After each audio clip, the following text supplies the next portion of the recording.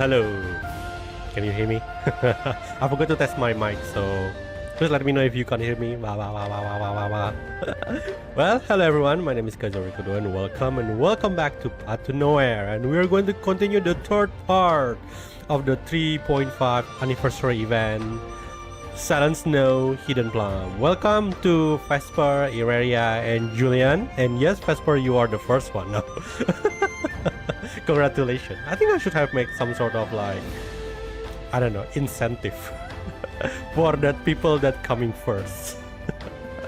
You can redeem it your first point into something. No, I'll think about it. Okay, just for some appreciation.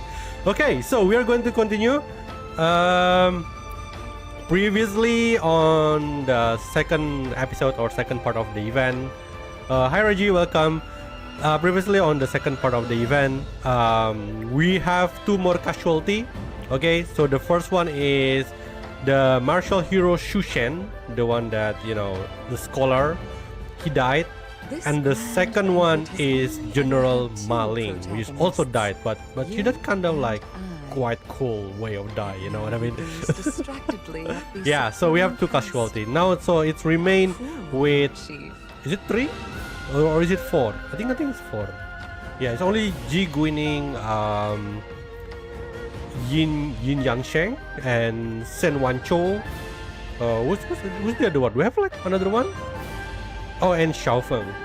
But clearly Xiaofeng is not sus, you know, because Xiaofeng is basically our bestie, Shuareng bestie now. their moment yesterday, like sibling, is just very hilarious, and I love it. So, yeah. Cool way of die. Yeah, you should look at the way she died. General Maling, like she dies like a warrior, like got stabbed a lot by his her own trap, but she's just cool. she's cool. Okay, so let's start the third part. But before that, let me show you something, because, well, I didn't buy anything, so I'm just joking. What, do you really think I'm going to spend more? No. I'm running out of budget. Already over budget this month, so yeah, I'm not gonna buy anything. Despite of like I want the animated avatar of Jichuan. Yeah, I have to hold off on that. Hopefully there's a rerun in the future, but well. Oh, there's one extra. I completely forgot. Ayiguo.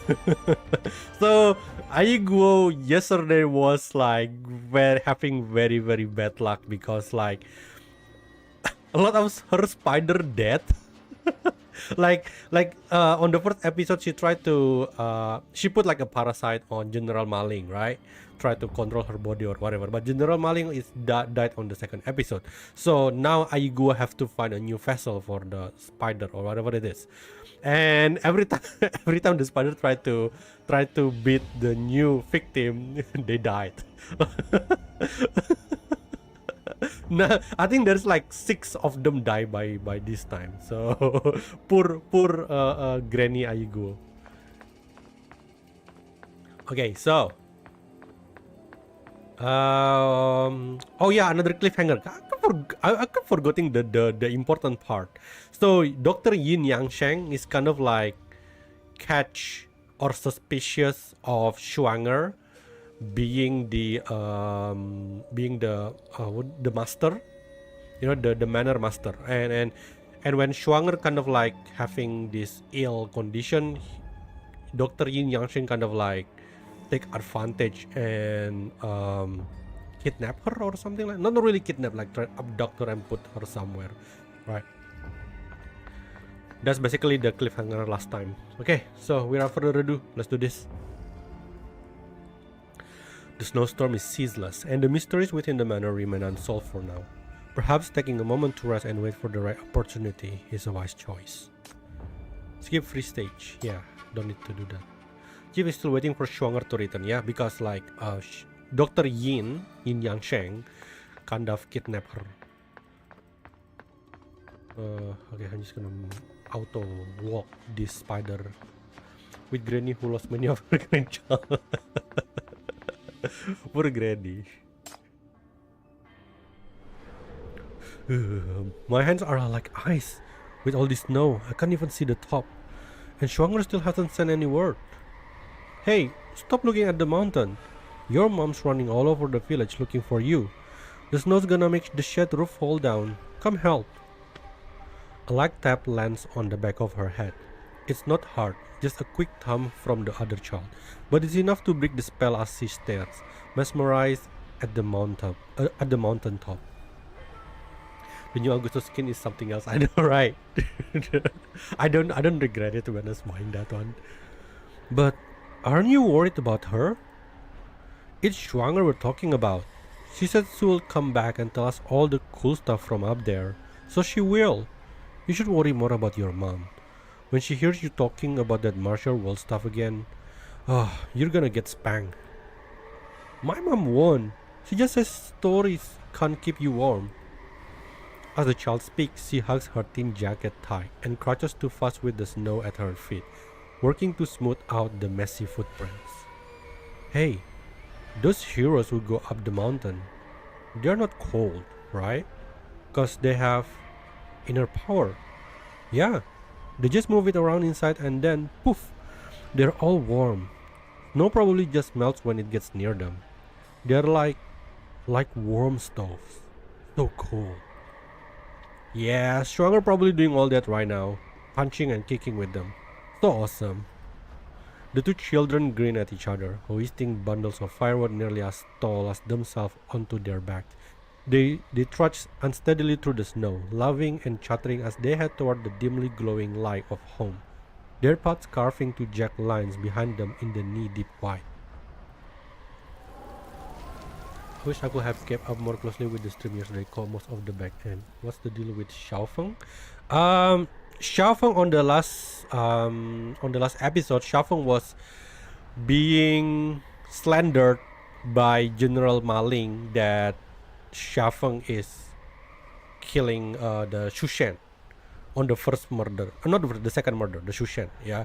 And then naturally we go investigate Xiaofeng, and when we are trying to investigate, there's some bonding moments basically between Chief and Shuanger and Xiaofeng, because we kind of have like a duel, and that's when we kind of bonding with Xiaofeng, and Shuanger and Xiaofeng now like acting like a close sibling. It's funny.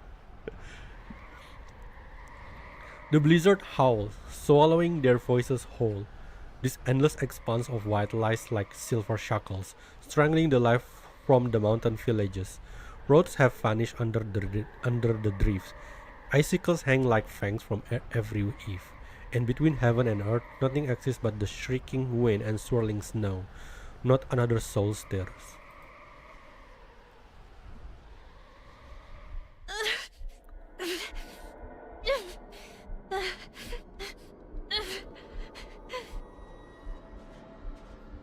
Schwanger braces herself against the stone wall, her knuckles whitening as she grips the rock, forcing herself toward the entrance of the manor's hidden chamber. Wave after wave of familiar, twisting pain tears through her chest. She knows neither the lingering poison nor yin yang sheng could have driven her to such desperate straits. This agony is all too familiar. It's the chronic illness that has shadowed her since birth, now counting down the final moments of her life. I think yin yang sheng take the medicine, is it? Are you out of your mind? Even your parents couldn't cure what's inside you, and you're gambling with the time you have left? This isn't a gamble. I've made my choice. Some things in this world simply can't be tolerated. Stubborn as a mule. You were a headstrong little terror as a child, and now you're marching yourself straight into a den of wolves. I failed them. Your parents trusted me to keep you safe, and I couldn't even talk sense into you. So if you're set on this, if this is truly your path, then please, at least take care of yourself. If the doctor could see me now, he'd probably be so furious he'd tear out every last strand of that white hair of his.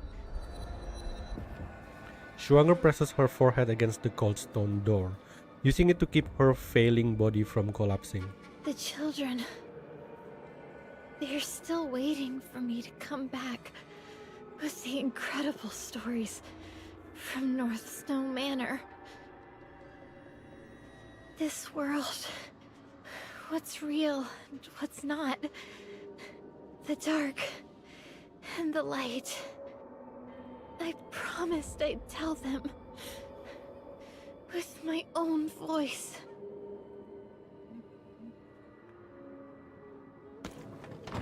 Only once she has pushed through the door and hidden herself in the dark chamber does she finally release a long-held breath. She empties her inner pouch of all its medicine bottles and swallows every last pill. Then, sitting cross-legged, she closes her eyes and steadies her breathing. Chief's still sleeping, isn't he? The entire night passes as you wait, but Schwanger never appears. You search every accessible corner of the manor, and the corridors, the courtyards, even the area around the kitchen stove, yet find no sign of her. Oh, by the way, Aiguo also tried to beat Chief with the spider, but when the spider beat Chief, the shackle is automatically activated. I think it's killed the spider also. Poor Aiguo. Defeated, you return to the guest room, torn by two fears, that some terrible fate has befallen her, or that she might return, and, not finding you there, you will meet each other again. But just as the first light of dawn begins to creep across the sky, a knock sounds on the guest room door. Forgive the early hour, young friend. An urgent matter has arisen. Might I have a word? Oh, is it Ji Guining? The visitor's attitude seems fairly gentle. Lady G, what's the matter? Ah, you're already awake. That simplifies things. Of course. We may have uncovered a lead on the culprit for these recent attacks. We were hoping you might join us to discuss it. The culprit? Whoa! Dude, this dude just doesn't chill. Before you can even think, the door beside you is violently kicked open by a tremendous force. Yin Yansheng brazenly barged into your guest room. Discuss? Lady Ji, what is there to discuss with one who harbors a murderer? The moment I came closer, I sensed it. This room, it reeks of misfortune. This shadow of bloodshed lurks here. There is evil afoot.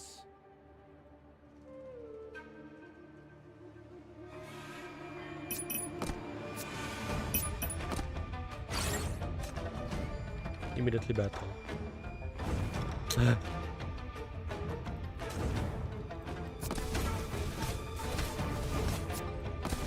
Oh! Ji Guining become an enemy too? No! Why? She's pretty strong. Okay, I might have to increase the... Plum branch snapped. Jade. All shall grovel to your mountain lord. how to increase the number of shimmer that I have. This shield is annoying. Who put it on? My imp nest is immune to the deadliest poison! Was it Ji Guining? How did we manage to duel her? You mean like how do we win? It's like, it was a draw. It's like a 3 battle, like the best out of 3. The first one we lost, the second one we win, and the third is considered a draw. So this is your idea of discussion. In an instant, the small guest room fills with people. A wheelchair blocks the main doorway, while the immortal healer and young Master Broket take their positions on their side. Still playing dumb? I'm talking about that little wretch who always clings to you. That beggar girl, Schwanger. Where have you stashed her? Hand her over, now! Please, I haven't yet explained the situation to our young friend. The princess steadies the 2 men flanking her, especially the disheveled and furious doctor, before taking another step closer to you. I fear you've been kept in the dark, young friend. Miss Schwanger attempted to What? assassinate Dr. Yin under the cover of darkness. If he hadn't witnessed it himself last night, we never would have known that child possessed such remarkable skills. Schwanger? But Dr. Yin is standing right here, perfectly unharmed. In fact, he seems to have had plenty of energy left over to break down my door. Precisely. The attempt failed. Having exposed herself, she wouldn't dare show her face again. If I'm not mistaken, Miss Schwanger never returned last night, did she? Her meaningful tone reveals she knows more than she lets on. Still, you do not take the bait. Oh, for someone who claims her innocence, you seem awfully interested in the coming and goings of my room. No need for barbed remarks. Tell me, what do you make of this? There is no way she will do it. Yin Yansheng gives a cold snort, producing a familiar small porcelain bottle. He hurls it to the ground before you. I doubt you realize, young friend, how valuable these medicinal ingredients are. Only someone with considerable means could afford such medicine. She lets her gaze sweep across the manor, deliberately, before it catches on the elevated meeting hall, the very place where you meet the manor master for the first time. Similar age, a conveniently frail constitution, a clear motive. Tell me, what are the odds of such a coincidence? We have both witness testimony and physical evidence. Surely you're not naive enough to ignore all that. I'm not naive enough to ignore all the other convenient brandings and leap to conclusion based on one medicine bottle either. I would rather ask you, what did you do to her and how exactly did you get your hands on that bottle? As for your so-called culprit, Schwanger has been by my side since before we even entered this manor. She had no opportunity. If she truly possesses such divine martial arts, long-distance communication and remote manipulation would be no difficult feat. Oh? Then by that logic, the three of you working together could just as easily have accomplished everything you are accusing her of. General Invisible is still buried under that snow pile in the courtyard, by the way. Shall we go investigate that again together? Keep playing stubborn. Right now, you have two choices. One, work with us to capture that witch and get to the bottom of these murders and the Codex. Or two, you admit you knew the truth all along, that you're that beggar girl's accomplice. As they speak, the three of them are already shifting into an encircling formation. Even you activate your shackles now, their coordinated close-range assault will seal your fate. Why mince words? If I work with you, I help hunt down Schwanger. If I'm her accomplice, I'm the first to be eliminated. You are a sharp one. Since Schwanger trusts you most, surely you can help us locate her and put an end to this mess. How this plays out depends entirely on you, young friend.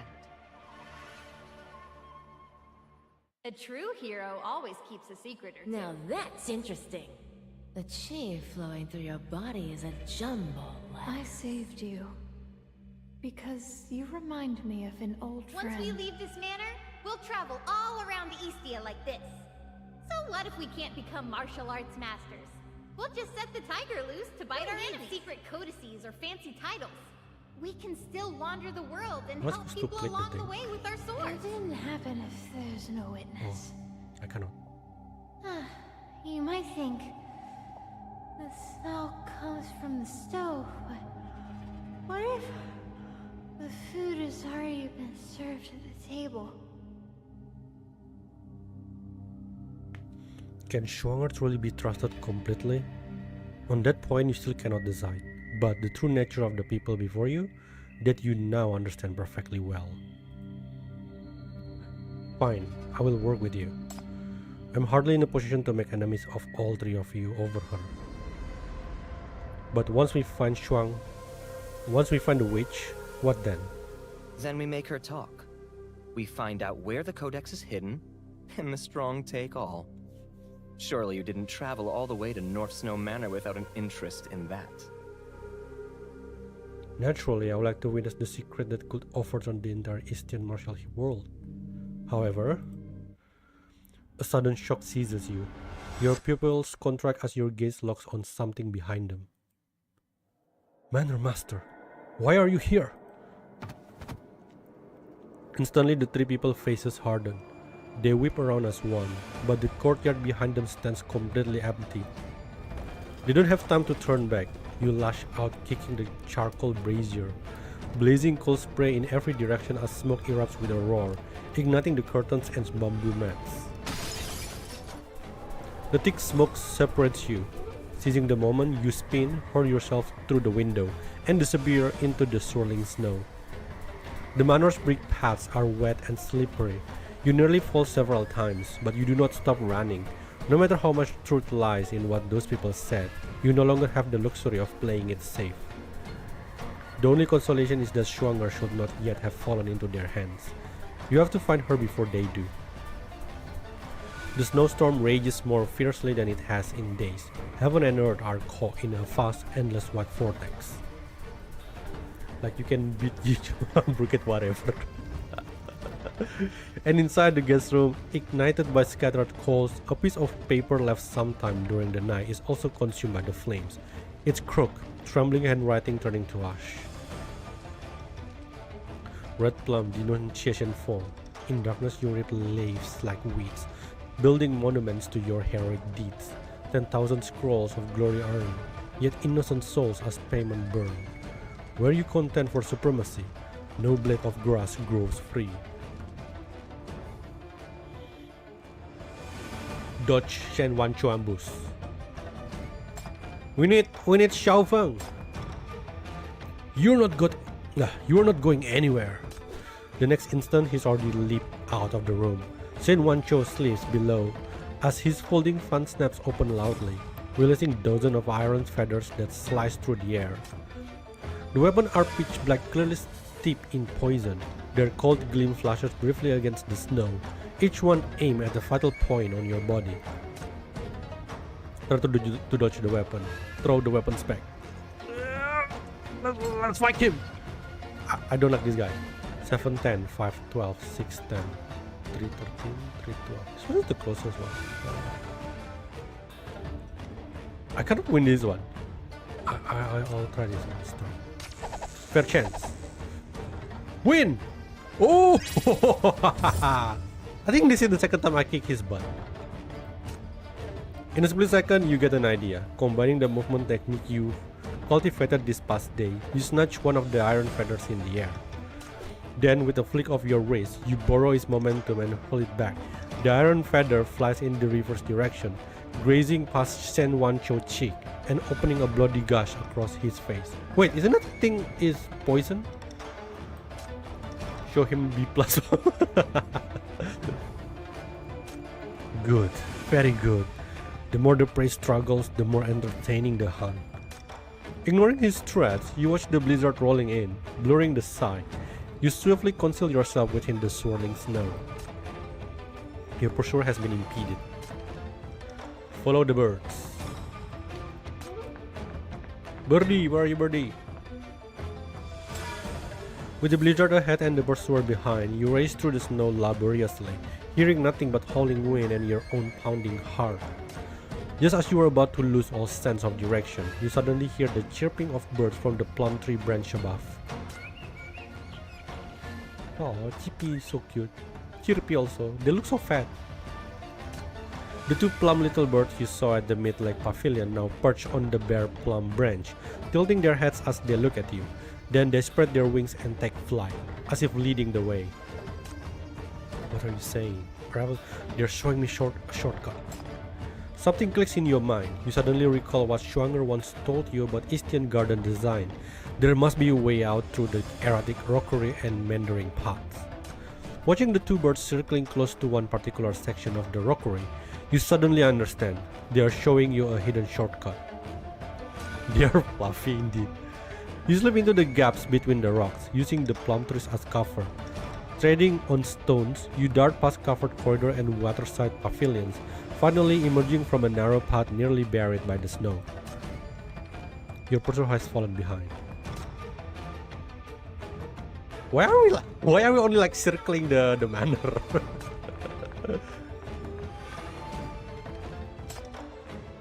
The two birds lead you all the way to a familiar plum tree, whose branches with red blossom bend low under the weight of snow.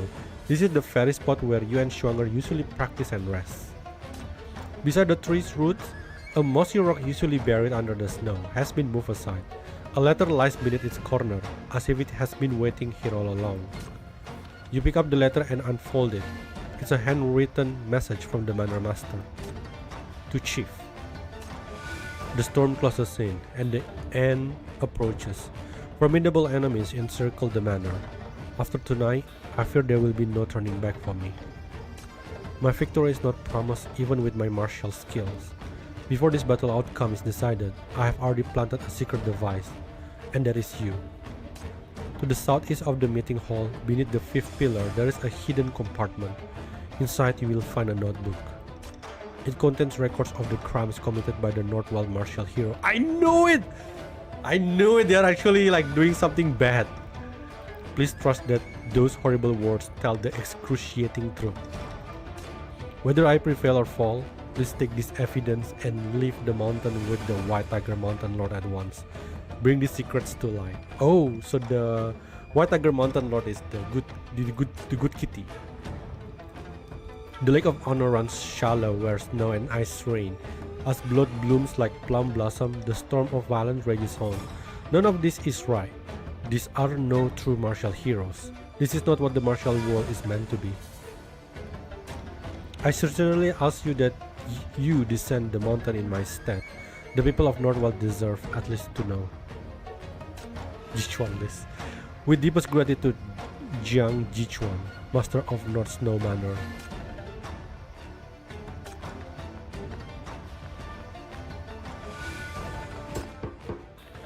You follow the instruction to the meeting hall and make your way to the pillar mentioned in the letter.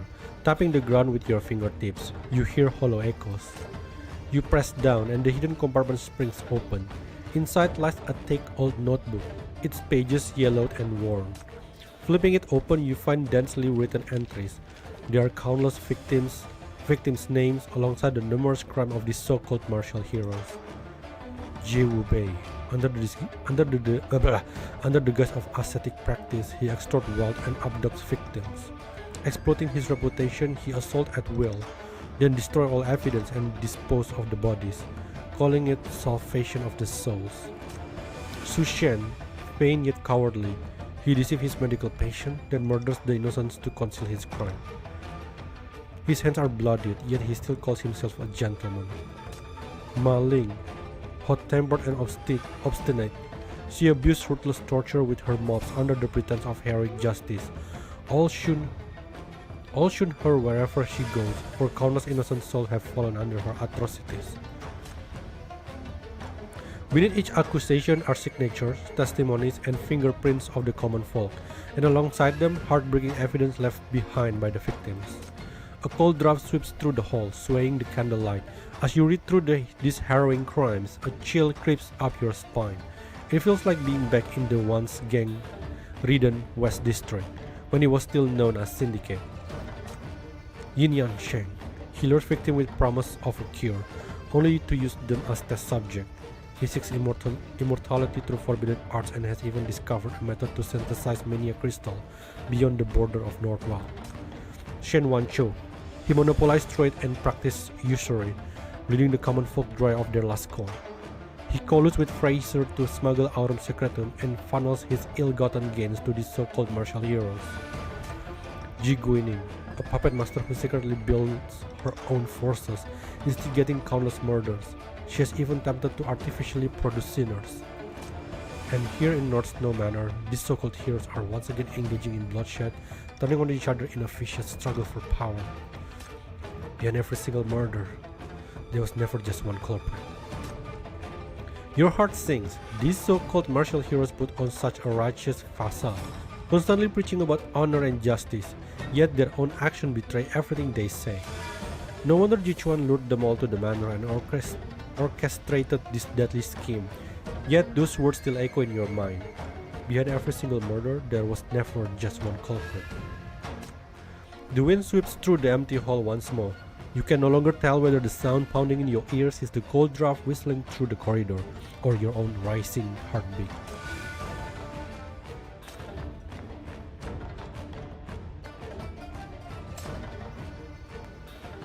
A thick ledger of crime rests in your hand, its pages yellow with age. Case after case, each word written in blood and tears feels impossibly heavy. You found it in a hidden compartment of the host seat in the meeting hall. It suddenly denounced years of unknown oppression, murder, and ruthless exploitation within the North Wild martial world. And it also reveals the location of the smuggled Aurum Secretum you have been hunting. Who could have compiled this, and why are they investigating all of this? A growing suspicion formed in your mind, but the white curtains in the hall below and fall in the wind, casting everything behind them in shifting, elusive shadows. My divinations told me you would find your way to this hall. And lo, the fates deliver you straight to me.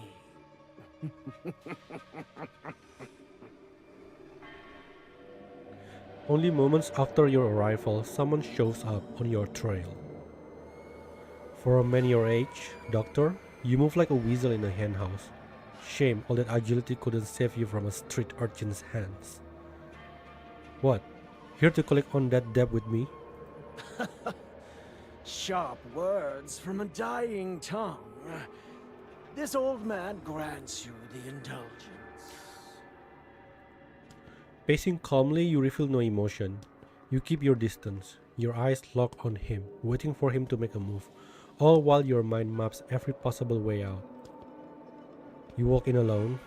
So much for that grand alliance. Fits what's written in here. Tough. Rats in a sack, each one chewing through the others. Alliance? Shenwan Cho hoards his gold mountains. Ji Guining dreams of her empire's restoration.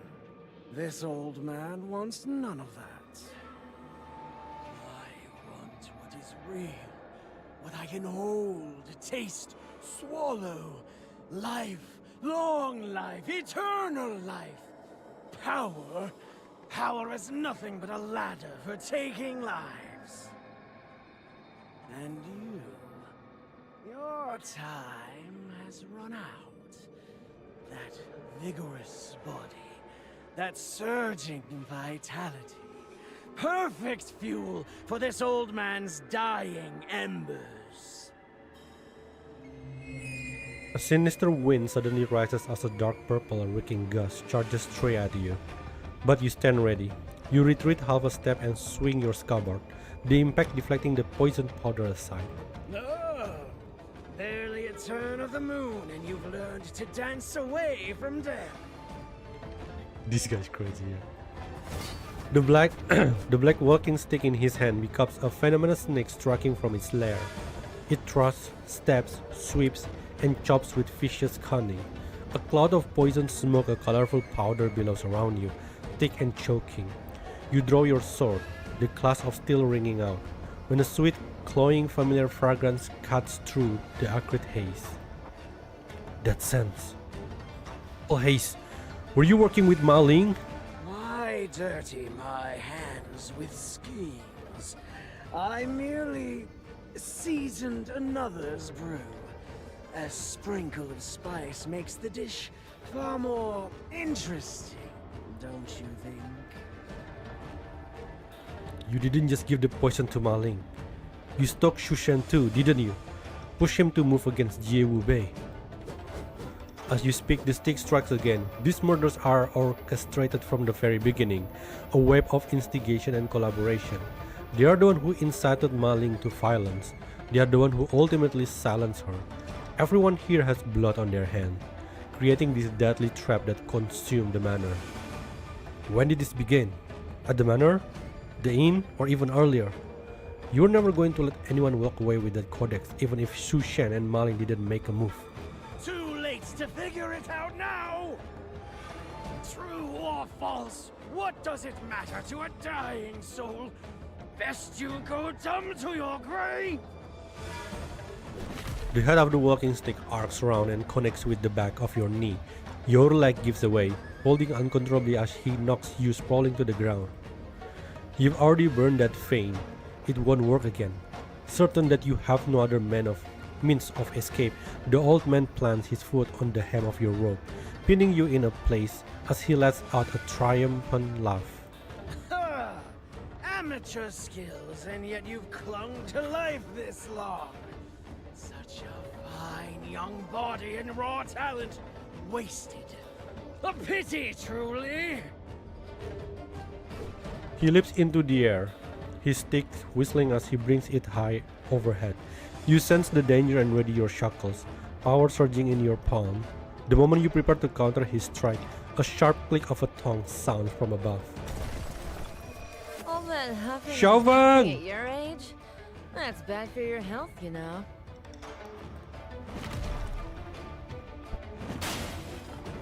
Like a meteor descending in wrath, the Mountain Lord figure crashes into Yin Yang, catching him squarely in the side. The collision blasts out a tempest of energy, shockwaves ripping through the space around them. Yin Yang cries out in pain as the force hurls him and his stick away like a debris. Do you always have to make such a dramatic entrance? The manner's been in a complete chaos. Why are you only showing up now? Where have you been? What? Same question twice? I didn't go anywhere. Right up there on the roof. Had some liquor, watched the stars, slept like a log. Oh, and the stars last night were beautiful. But the show was even better. Little birdie got herself chased clean around the manor by a pack of mangy old cats. Xiaofeng speaks in a conversational tone, casually waving her hand to swat away the poison-laced bone spikes Yin Yang fires in retaliation, as if she were brushing aside flies. That birdie's got a nose for hiding spots. I'll give her that. Been prowling these parts for days. Never once noticed there was someone curled up under that rubble pile near the back mountain. Schwanger at the back of a mountain? Looked like it. Curled up tight as a little snowball. Not a twitch. Poor thing, honestly. She's hurt? Well, one way to find out, yeah. Without hesitation, you seize the moment as Xiaofeng forces Yin Yang back once more, swiftly darting towards the side window of the meeting hall. Think you can flee? I just killed him! Xiaofeng! Yin Yang has no intention of letting you escape so easily. Abandoning his fight with Xiaofeng, he whips his long stick forward. It shoots through the air like an arrow from a bow, aiming directly for your back. Just as the blow is about to land, Xiaofeng's sharp claw flash. With a resounding thwack, she bats the stick away as if it were a child's toy. Hey, old timer. He's off to see the birdie. So who's gonna keep me company now? Just you and me. Let's make it a day to remember. Yin Yang spins to face her, his face a mask of shock and fury, but his venomous skills are mere child's play against Xiaofeng's overwhelming power. She toys with him effortlessly, pinning him in a place with no hope of escape. As you turn to vanish into the swirling snow, Xiaofeng tosses something your way. You catch it, and your fingers close around a string of silver beast stemming bells. Finding her won't save you. The snow quill arts belong to me. Me! Well, at least now we have like what do you call it? The taming bell. So we can call Meowie, I would say. Snow Coral Art versus Clock 19. Okay, let's see what's the crime that this person has. Holy shit, that's a lot. Oh my god. Seriously though. Okay, let's see. This might be really important. Jiwube lies on the couch in his guest room at North Snow Manor. His inner churning inside him, desperate to expel themselves. For a moment, he seems to return to his familiar delightful forest, sitting on his favorite cushion in the center of the great hall. The delightful forest is a fine place, with inexhaustible wine and meat, and beautiful men and women abducted from various places. Oh, it's like human trafficking. Did he do that? Jiwube has fulfilled his promise to his master. Whatever desire arises in his heart, he sets it immediately. Not like that! What the fuck? This guy is crazy. His master was buried a long time ago. What would the old man say if he could see what the delightful forest has become? Suddenly the scene before him shifted. Jiwube vomit up everything in his belly. He sees half-digested food, strange chunk of flesh, gold and silver, and luxurious undergarment. Countless vengeful spirits emerge around him. Their faces belonging to those he abused, harmed, and murdered. They grab hold of him, trying to drag him down into the abyss below. Then, light shines down from above him. Jiwube looks up and vaguely sees his master standing in the brightness. His master removes his patch robe and pulls a thin cotton thread from it. The thread drifts down slowly, landing before Jiwube. So Jiwube begins climbing up the thread. Strangely enough, this fine thread is able to support his considerable weight. Before long, he has climbed high enough to make out the whisker on his master's face. He notices that the vengeful spirit has also started climbing up the thread. They aren't trying to harm Jiwube. They simply want to climb higher and reach the light. Fury erupts in Jiwube's heart. He swings his fist and kicks his feet, driving all the spirit back down. He shouts, "This is my thread. My master gave me this thread to pull me out of the abyss. None of you are allowed to touch it." At that moment, he sees his master's face twitch, revealing a look of sorrow, having lost all compassion in his heart. Then thread in Jiwube's hand breaks instantly, and he plummets into the bottomless abyss. Damn, this guy doesn't have any grateful.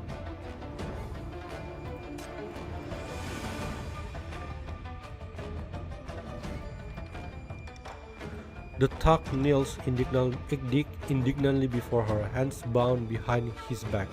Maling regards him with a cold smile. Soon he will pay for his crime. The villagers around them cheer for Maling. This local ruffian has been causing trouble for far too long. They applaud and shout the name of General Invisible. Maling raises a hand, gesturing for silence. Then she begins the trial. Truth be told, his offenses aren't particularly heinous. Nothing more than brawling, picking fights, unpaid debts, and speaking and behaving vulgarly. Maling asks if he would confess. The thug tilts his head back in shameless defiance. "Kill me if you want," his face says. Maling snickers and orders her cavalry to bring out the thug's family. The color drains from his face. The villagers' expression changes as well. Some begin to plead for mercy on his behalf. Others insist his family is innocent. They beg General Ma to stop, but she does not listen. With a wave of her hand, she orders her subordinate to dispose of his family member. What the fuck? The seemingly heartless thug begins to shriek anguish, desperate screams. Some villagers cover their ears, others cover their eyes. Maling smiles. This is what justice means to her. Wherever her cavalry rides, no sliver of injustice will be tolerated.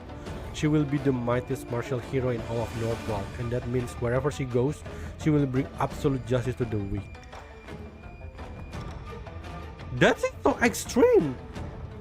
That doesn't even equivalent to probably the crime. That guy do a crime and then you kill the whole family?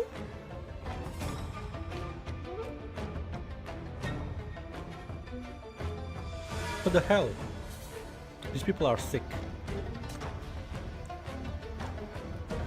Shushan gazes down with a cold smirk at the scholar collapsed on the ground. His silver needles are stained crimson, viscous liquid dripping slowly from their tips. What a pathetic fool, Shushan thinks. He suffered the memory of their earlier debate, how the scholar had looked so arrogant, disdainful, mocking and condescending. All of those emotions transformed into pure terror the moment the needle struck. "Your misfortune to cross paths with me," Shushan muses. He's lost count of how many victims he's claimed. 20? 30? 100? But one thing is certain. Northwald now has one less insufferable, impoverished scholar. The truth is, he's never studied the classical text, nor does he have any desire to. His scholarly person exists solely to win people's admiration. Even the so-called profound wisdom he preaches is completely made up. He despises these hypocritical intellectuals. They are all pretenders who wear a fake mask. Yet he too plays this very role. reaping the benefit his scholar robes afford him. He's earned the respect of children, the appreciation of the elderly, and even numerous romantic partners, though this relationship all end uneventfully. Shushan bends down and wipes his needles clean with the fallen scholar robe. He steps outside, snow begins to fall once more. Children on the street are building snow lions, laughing and running past him merrily.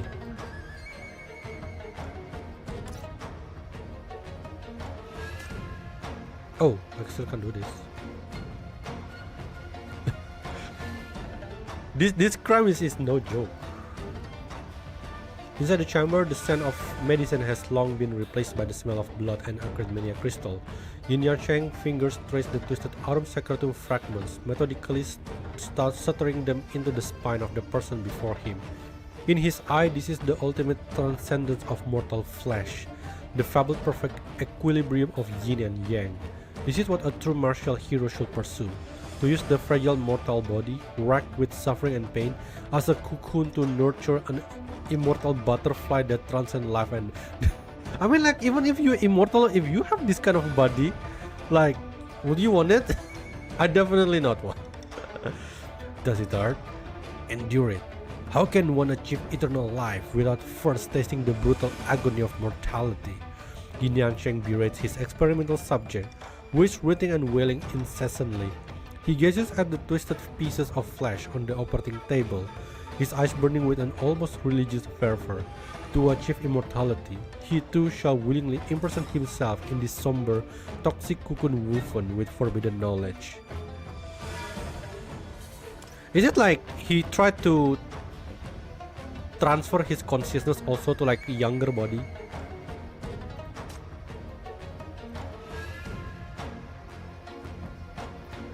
The snowstorm rages on outside the window. Shen Wancho sits up staring in his bank, gazing down at the street below.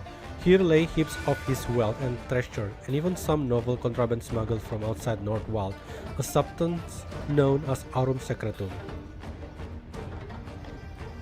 Somehow that now I know that he's dealing with Fraser.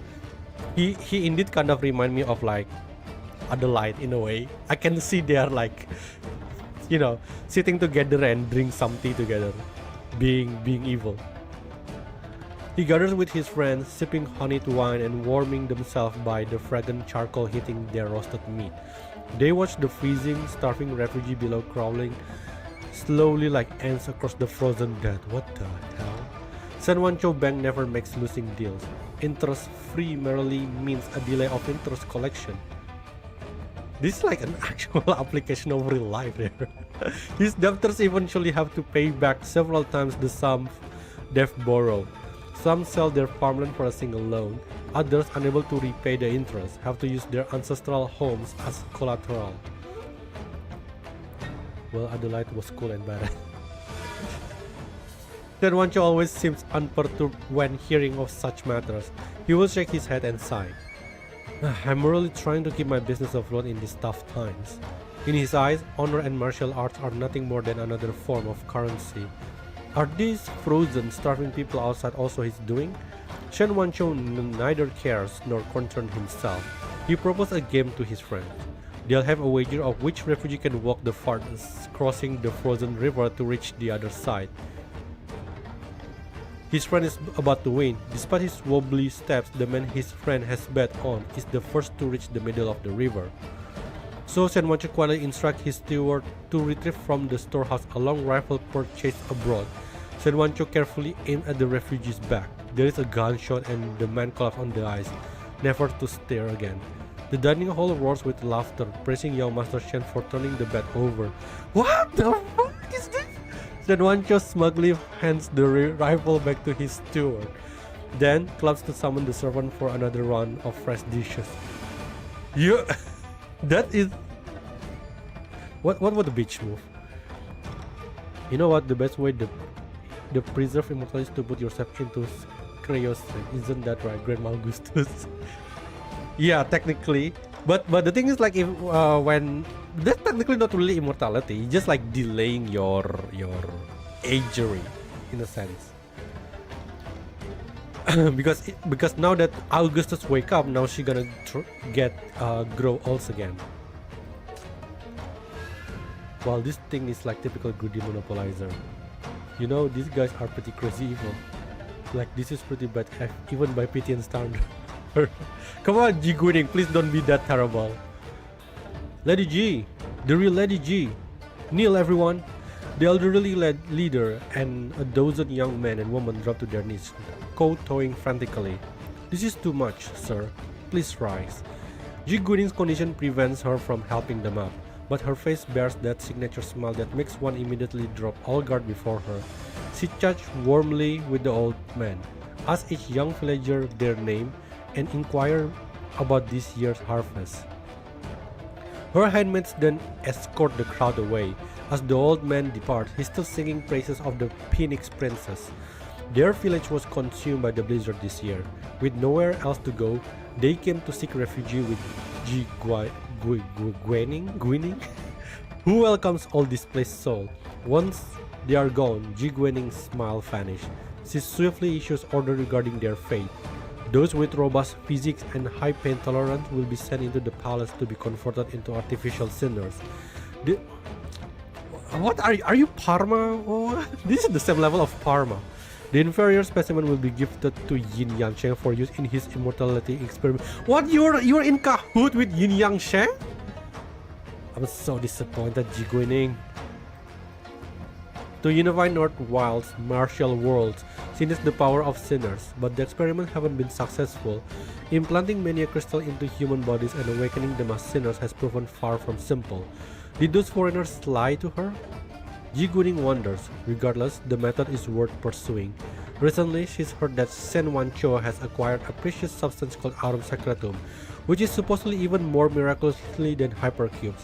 She will find an opportunity to order a shipment from him, whatever the price.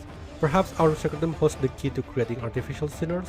Lost in thought, Ji Guining sinks deeper into her elevated throne, her face retreating into the palace shadows.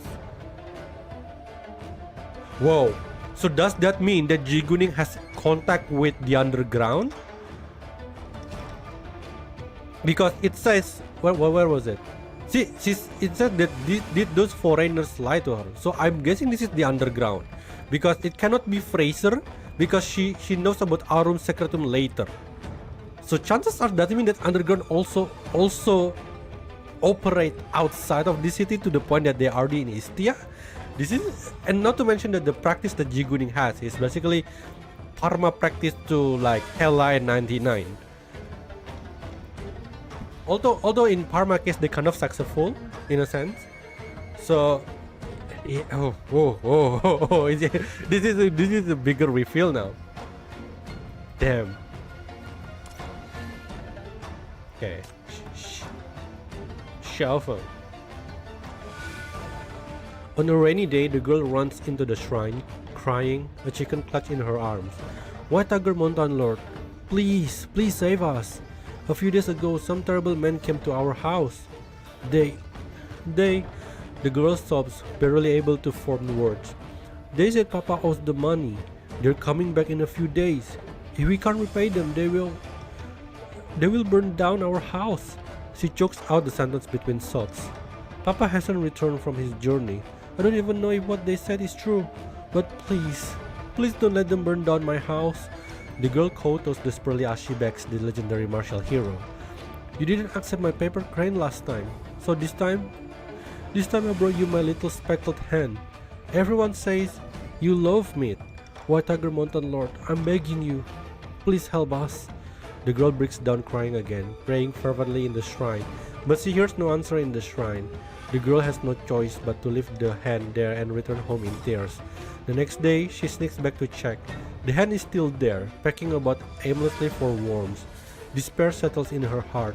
It seems even this time the Mountain Lord will not help her. Several days have passed, and the terrible men never come back. The villagers, however, says the leader of a band of mounted bandits was eaten by a tiger. Everyone is warned to be careful when going up the mountain, lest they disturb the White Tiger Mountain Lord. The girl's heart leaps with joy. She rushes eagerly back to the shrine to thank the Mountain Lord, who has saved her life. When she arrived, the speckled hen is still there, flapping its wing leisurely. But the paper crane is gone from the offering table, and in its place sits a tethered doll. Oh, that is so cute! cute. No, this is the kind of thing that I want. She's so nice. Yeah, finally we got a good one. That is so sweet. Yeah, so true. Aww. I love Xiaofeng. Okay, that was just make my day. After all that bizarre story, we ended it with a good one. We ended a good one.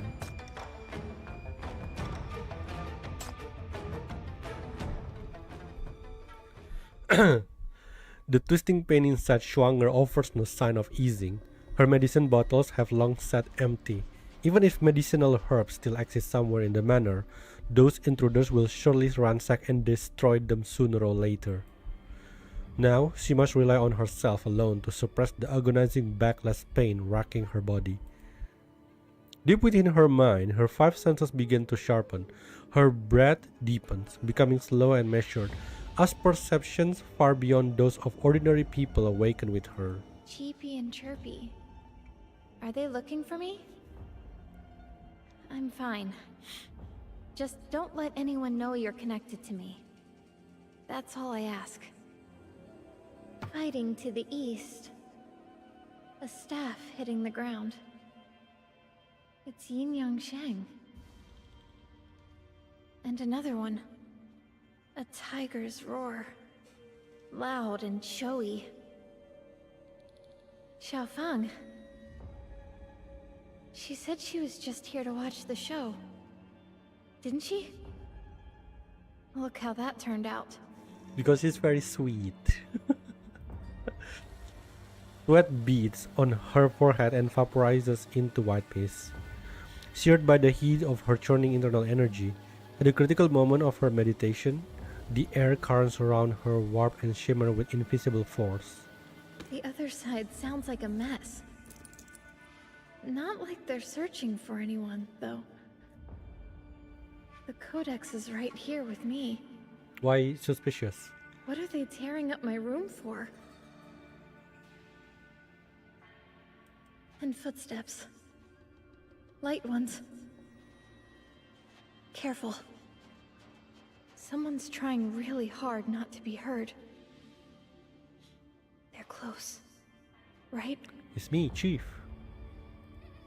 She opens her eyes to the sound of footsteps crunching through snow just outside the stone crevice, perilously close. Her breath regulation is only halfway complete. To forcibly end the meditation now would render all her efforts futile. She does not react, forcing her voice to remain steady and calm. I would advise against approaching further. This place is layered with defensive traps. One misstep, and you may find yourself unable to retreat. The footstep halts about 10 feet away, hanging back rather than pressing forward. A cautious type, but it isn't Ji-Guining. Wheelchair wheels make a very distinct sound. You seek the Codex, I presume. Then you have witnessed the chaos engulfing this manor. This text draws only endless covetous eyes, and brings naught but calamity to whoever possesses it. If you take it from me and others discover this fact, the fates of Jiu Wu Bei and Zhu Shen shall become your own. The entire Northwild martial world will not rest until you are destroyed. And if you must skulk in shadows, never daring to reveal what you carry, then pray tell, what meaning remains in standing at the pinnacle of the martial world? The figure actually hits her words, staying perfectly still. Her voice softens. Since you appear to be someone who heeds reason, I propose an accord. You and I join forces to sweep away these intruders first. My cultivation has been perfected. And this Codex can be yours. There is still no response. The silence only deepens her unease, and she tightens her grip on the long staff beside her. If you have terms to propose, speak them plainly. I have little patience for Her sentence trails off as the sound of footsteps fills the corridor, heading straight for the hidden chamber. The stone door swings open and she reacts on instinct, breaking her meditation mid-breath, channeling power into a decisive strike. The blow freezes an inch from your face. Through the doorway you stand before her, travel-worn and glistening with unmelted snow. You didn't even let me answer. I was about to say I came seeking the same thing. Cooperation. Manor Master Jichuan. You study the pale face before you and the crude wooden staff that still hangs in the air, refusing to fall. Lonely Peak has its shadow, startling the dragon in the cold water. You used that very move to rescue me from the poison fog trap. Where are these inescapable traps you mentioned? And this perfected cultivation you claim? Does it always leave you so pale, Manor Master? The blood on the ground, is it also part of your cultivation? She stands paralyzed, her gaze averted from yours. The weapon lowers in her grip. From a distance, the roar of angry voices and the whistle of hurtling weapons grow rapidly nearer. You wait, but no answer comes. Manor Master, if you keep staying silent, how are we supposed to work together? A flicker of shock crosses her face. She hadn't expected you to still cooperate. She opens her mouth to speak, but the words never come. Instead, she doubles over, coughing a hot, thick stream of dark blood onto the blue stone floor. The sound of it hitting the stone is sickening. My internal energy is unstable. I need time to recover. Manor Master, yeah. So Schwanger is Jichuan. How long? One incense takes time. You can't hold them off. You steady her with a hand on her arm. Through your palm, you feel her distinct trembling and coldness. Any further question die in your throat. If I can hold them off, will I have a chance to hear the Manor Master explain everything that's happened here? Forget it. I'm saving you because you remind me of a friend. I've only known her for a few days, and she can be quite a handful, but thanks to her help, I gained some insight into the martial world. Her name is Schwanger. The sounds of battle creep closer to the cave. You pull out the silver bell Xiaofeng left you. Their chimes echo through the mountain ravine, steering the slumbering white tiger wake. Shuckles is the best call here. I'm not sure. Gotta be her. Inside the manor, Xiaofeng remains in the meeting hall, amusing herself by sparring with the immortal healer. But the tiger's roar erupts with such dominance that it shakes the entire estate, an impossible sound for anyone to ignore. The distant clash of weapons falters and falls silent. Then the clamor shifts, surging toward the roar. If someone like me could stumble onto this place, it was only a matter of time before they found it too. Miawi can keep them busy for a bit. We will double back the other way.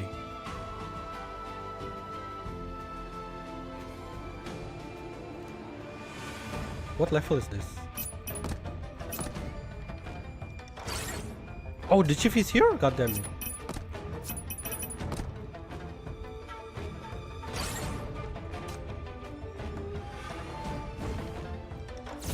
All shall grovel to your mountain lord.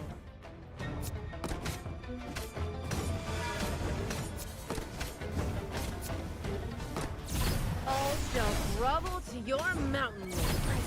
Nest is immune to Plum branch snapped. Jade shattered. Whoa, what the hell is that? Cleanse this world What are you, with its Beyblade? power.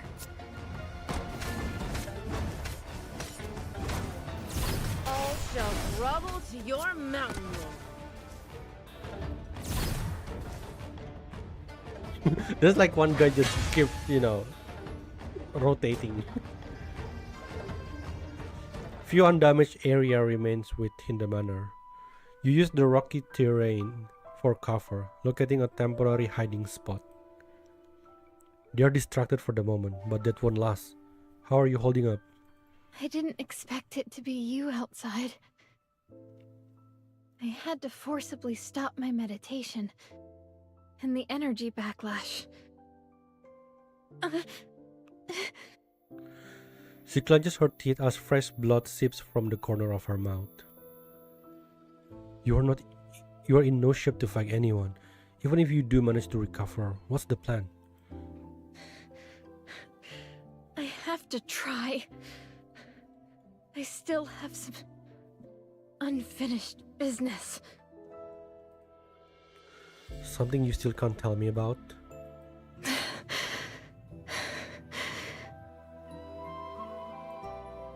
Fine. Then I will figure it out myself. Whatever you've been scheming this whole time, I will get to the bottom of it. But first, we actually have to survive.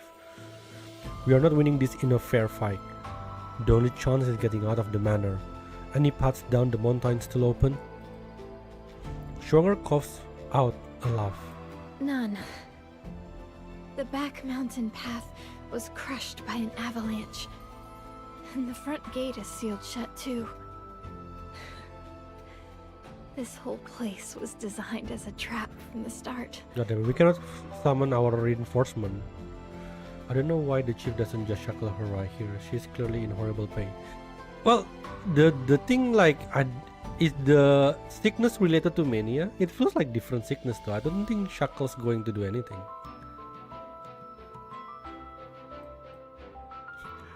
Okay, stop to call Catherine floating port.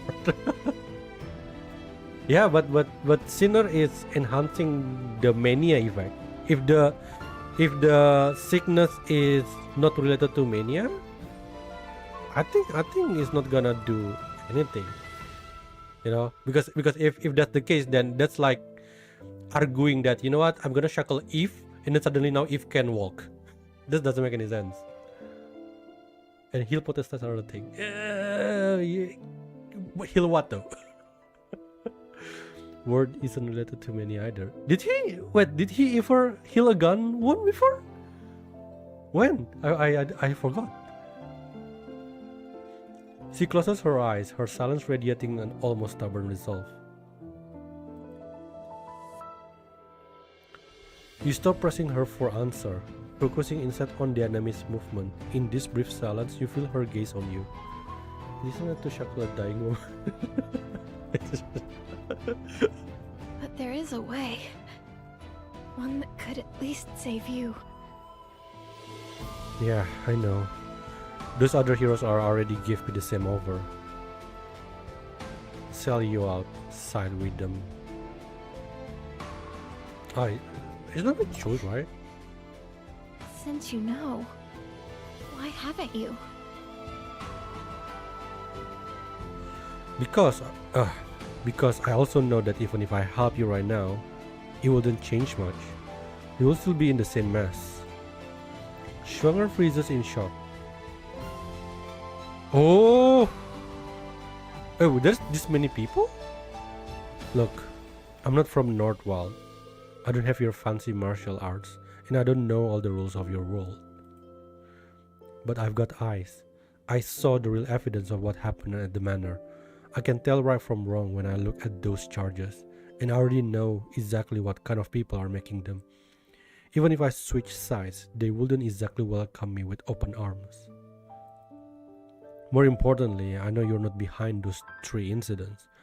Whatever you are actually after, you don't deserve to get handed over to them on false charge. If something's right, and someone needs help, and I'm in a position to do something, I can't just walk away.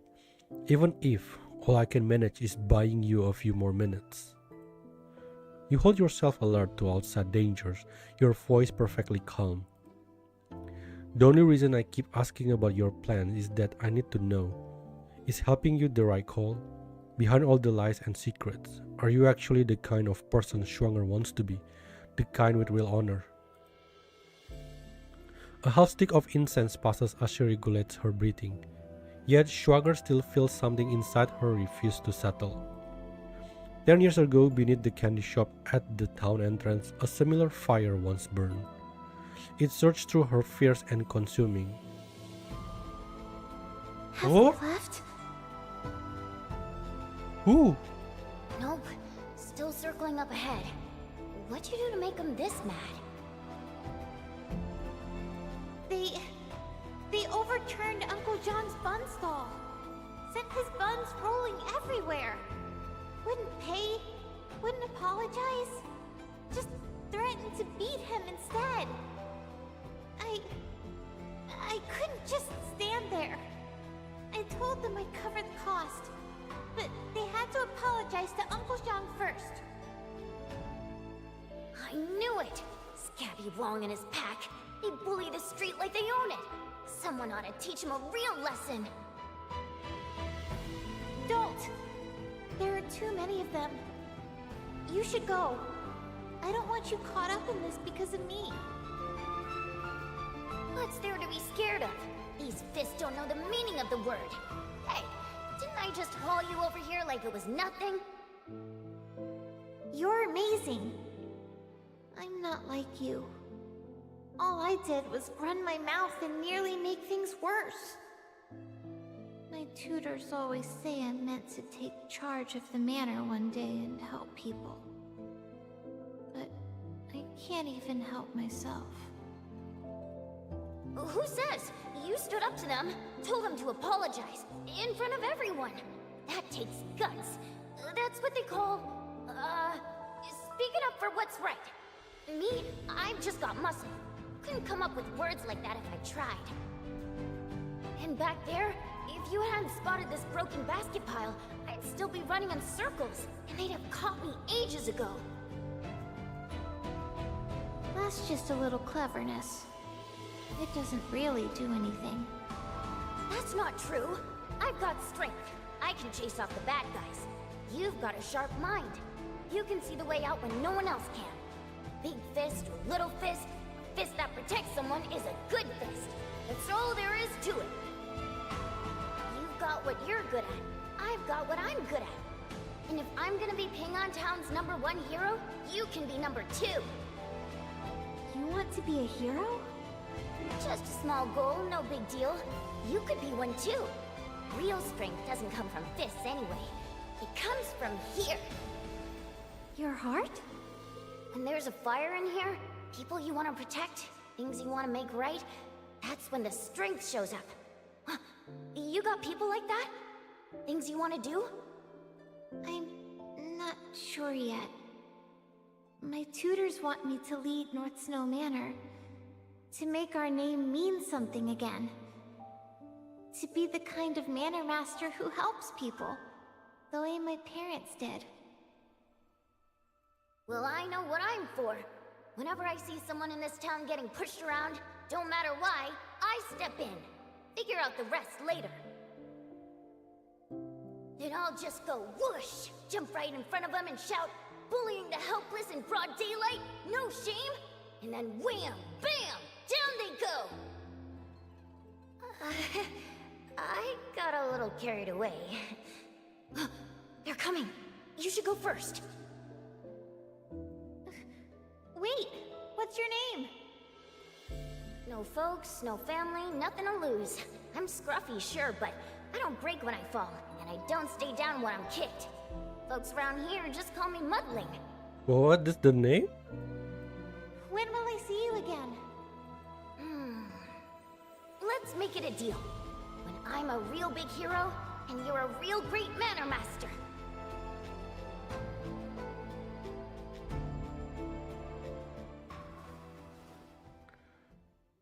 The half-incensed meditation period comes to an end, and Jichuan opens her eyes.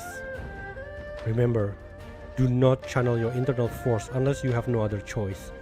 These final treatments are fighting poison with poison, using fire to sustain a flame that's already guttering. Any strength you feel now is borrowed. When the oil runs dry, the lamp goes out. That much is a certain. How much time do I have?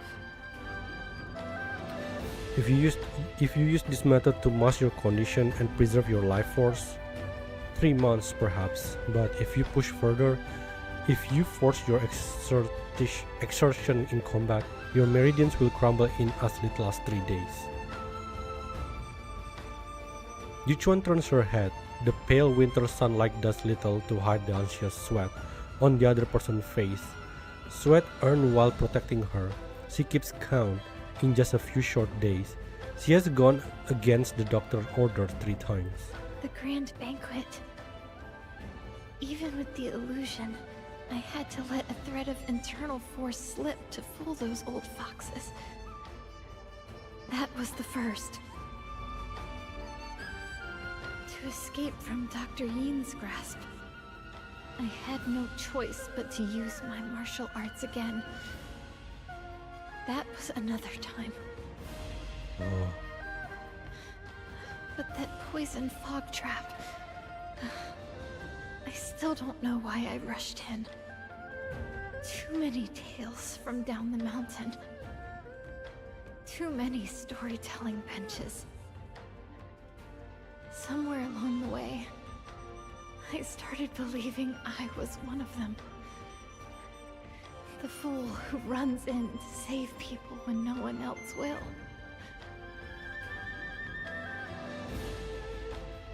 But isn't the person before her committing the same foolish act? This is the other side of the martial world. Not just schemes and slaughter, but the choice to intervene when witnessing injustice. The choice to do what must be done despite knowing it's impossible. Even when strength is lacking, the will to protect something, to prove something, still burns. But at this moment, unlike him, she still has this withered branch in her hand, one that can cut through the wind in battle. Young hero. They'll find this place soon enough. But I have a way out. I thought you said the manor was completely sealed off. East Cliff. In the mist. There's an old plum tree. Beneath it lies a passage. The last resort I saved. Activating it will take a moment. And it won't be quiet. You're right. In my current state, if those 3 corner us, I can't guarantee we'll both make it. So I need you. Someone to execute the big fist and little fist move with me. We have Xiaofeng and Miaowi. What's that? That old friend of mine taught me. Muddling was a rare one in Northwild, born with the strength of a true hero.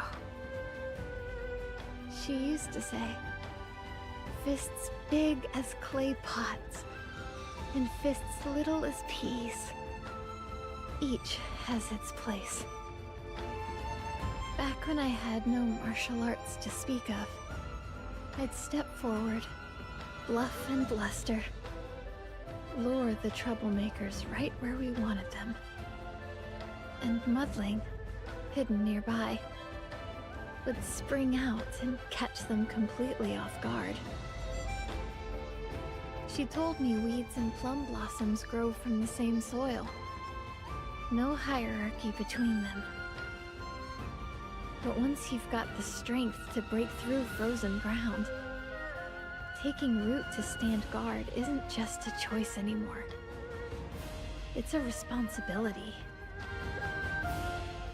You have heard her mention that old friend once before, but this is the first time you are learning that Northwild has such a natural-born hero. So you want me to be the bait? No, not bait. I need you to be my eyes and voice.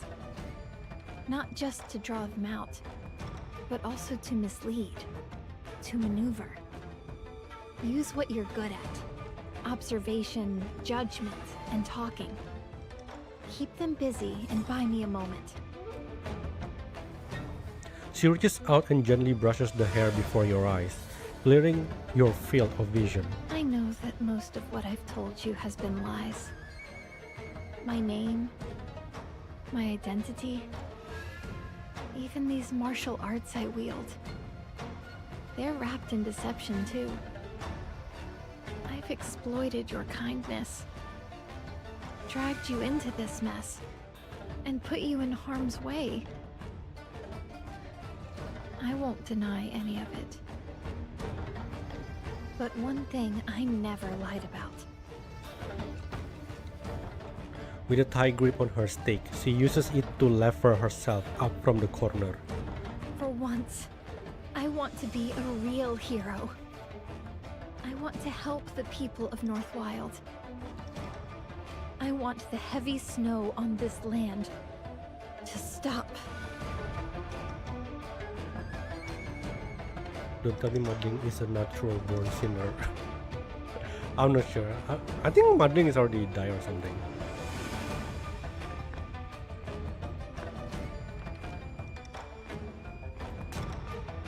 Oh, the others try to block us? What happened to Xiaofeng?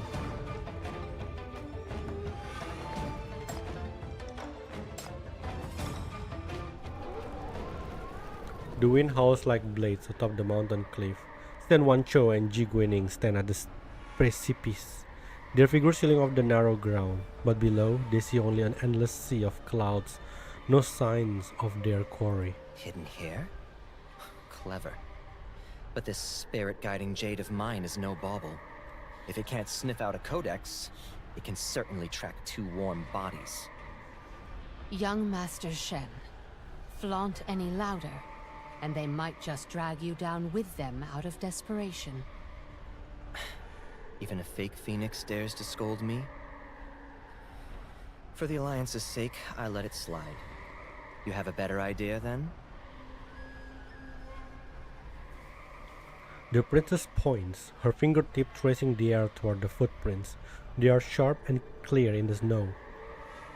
A deliberate trail leading straight to the old plum tree at the cliff's edge. The tracks are too obvious. They mean only one thing: a trap. Young friend, restrain yourself. It's not too late. You're no true villain. Why stake your future on that manor master?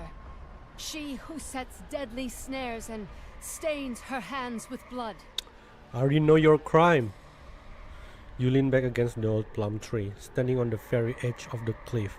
The footprints are indeed a decoy to make them suspicious and keep them exactly where you want them. Beneath the plum tree's root is a hollow. When wind passes through, it wails like a mourner, and its resonance can shatter one's internal force. But the effect requires three people positioned in a triangle. Each one instruction echoes in your mind. You calculate the timing, waiting for the right moment.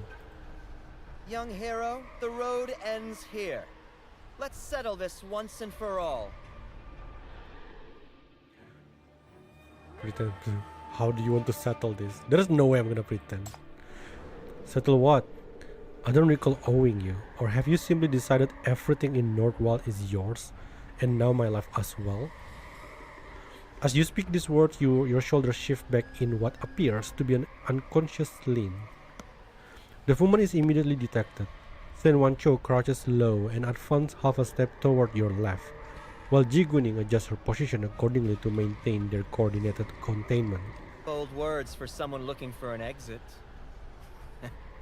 Fine. Here's my family's gold token. With it, you can draw from any Shen bank in Northwild. Just show yourself and hand over Jichuan. Profit with no risk. What say you? He has a bank called Shen. Couldn't ask for more. That's too much for nobody like me.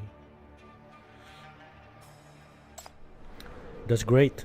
I've been thinking it's time I struck its reach. How about you toss that token over first? Let me see if it's real. As though she expects you to be the type who rejects the carrot and opts for the stick, Ji Guining displays no sign of anger. I legit thought Shen Wancho would die early, but somehow he survived till now. I know, right? I thought that he's going to die the second, in the second murder, but apparently she's not. Gold is dust in the end. You cannot shield her, nor that codex, the root of all this blood. Give it to me. I swear by the G name, this strife ends. You walk free, unburdened. Their presence sharpens, but the third pressure has yet to make itself known. Young Master Shen's gold, Lady Ji's vow of innocence, back and forth, offering deals tainted and hollow. I can't play your righteous game. I would only fumble it and end up like Ji Wu Bei and the rest. That's their misfortune, their folly. But you still have a path.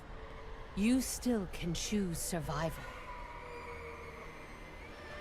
The two have clearly lost their temper. Their combined presence cuts off every possible escape route around you, but they are also moving closer, straight into the formation you planned. Survival? I chose this morning when you came for me. I won't be part of your rot. Gold is gold, power is power. Coin knows no right or wrong, and strength asks no leave. Since you're too ungrateful to see reason, Lady G, I hear your pipa can draw blood with enchanting notes. Once we've bound this one, I'd love a performance. Having the fool dangle upside down outside the manor gates could be a fine warning. Just as Shen Wancho begins to unfurl his folding fan, laughter rings out, arriving fashionably late. That codex What? is This a guy- curse. You two have years yet. Don't squander them. Hand it over, and this old man vows your body's intact, your grave serene. A kindness, truly. How did he escape Xiaofeng? Jiguan survived, I can understand since she have weight, but Shen Wancho have money and some good karma. His good deeds better be real. Sometimes, you know, the most foul is usually live longest. Right now, the moment the shouts leave your lips, a chorus of deep creaks echoes from the plum tree's roots, as if something slumbering beneath the earth stirs awake. Ancient vines clinging to the rock face snatched out, and the currents of air above the cliff, disturbed by these sudden obstacles, compress and accelerate into chaos. A visible spiraling vortex of violent wind materializes, completely engulfing the three figures who now stand exactly at the triangle focal points. Fierce wind crashed down, sending ropes and hair into a wild dance, while deep resonant stones from the plum tree hollow roots thrum through the gale. The air thickens around them like mountain stone. Their internal force stalls, and they find themselves utterly immobilized. In the blink of an eye, the formation is sealed. The winds of heaven and earth, channeled through the ancient tree, hold the tree firmly in place. An ethereal woman's voice, impossibly clear, cuts through the howling gale and the vortex's thunderous roar, reaching each ear with perfect clarity. Shen Wancho. Last year, on the 3rd day of the 12th month, at River Luo's ferry crossing, the Shen family sought glory through disaster relief, yet substituted moldy grain for fresh supplies. An escort guard, Zhao Qian, discovered the truth. That night, the Chao family of 7 perished. So did a pair of traveling singers, a father and daughter, who happened to be staying at the inn and overheard your silencing. 9 souls in total. All of them, tragically, slipped and drowned in the river. When their bodies were recovered, the little girl's hands still clutched fragments of gold-painted peacock patterns, torn from your fan. Who are you? Stop this charade and show yourself! He bellows the demand, writhing desperately to break the formation's hold, yet with every thrust, its grip only tightens further. Ji Guining, tell me, does that fallen dynasty's blood you claim still serve you well? You cloak yourself in Eastian legitimacy, all the while building your own faction and betraying the state. How many who paved your path to ambition have quietly vanished over the years? That devoted musician of yours, did she truly die of illness? Or was it because she knew too much, so you served her tea yourself and watched as she bled from every orifice, dying in voiceless agony. But this My so grievances are mine to settle. It is none of your concern. why when they killing stuff is so gruesome? The crushing force sends cracks spiderwebbing across her wheelchair, yet the obstinate princess refused to bow her head. Yi Yangshen, do you still remember how many living souls you stripped to the bone? Drained of marrow, their very essence extracted for your vile concoctions? 73 souls from Beihe village. You claimed plague took them, but you imprisoned them as test subjects, poisoning them with every toxin until they withered away. And the herb gatherers from Nanling, a brother and a sister. You lured them in and refined them alive into a batch of yin-yang harmony pills. What is this? Descendant of those wretches. No, wait. You're that little apprentice who escaped all those years ago. His voice turns shrill, his withered fingers bristling with poison needles, though he has no idea where to aim them. I am no one. I merely seized the chance to peel back your masks and see the rot festering beneath. I don't think when we are in Syndicate of West District it was as these three, you know? I gave you a chance. Using the Codex, using this manner, I set this final trial. I wanted to see if this martial world, which preaches heroism for cultivation and recognition, held even a shred of benevolence.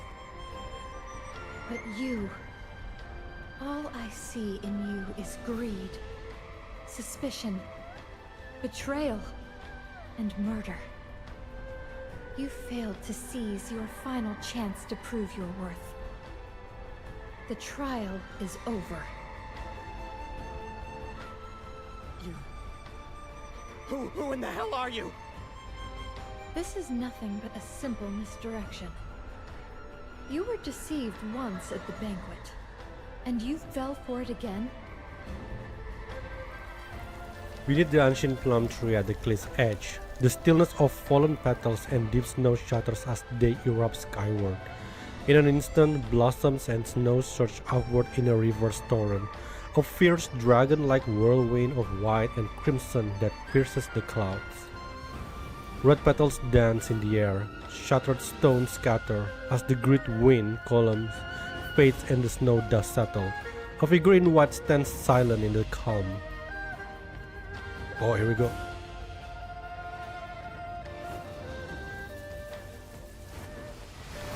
Ooh! Jishuan, master of North Snow Manor. That's a really good entrance. This body carries the Jiang bloodline, and with it, divine martial arts. I claim the North Snow as my bones, the Winter Plum as my soul, to cleanse this corruption and purify Northwild. Since you sailed here with greed as your vessel and sin as your oars, today, I shall make my body the scales and your lives the weights.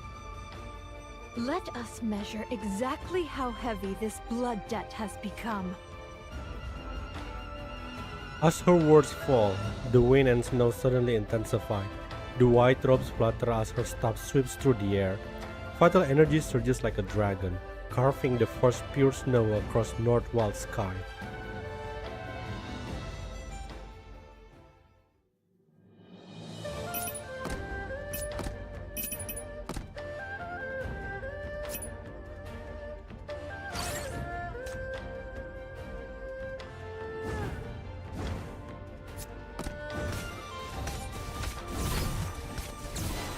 Oh shit, I forgot that I gotta do that.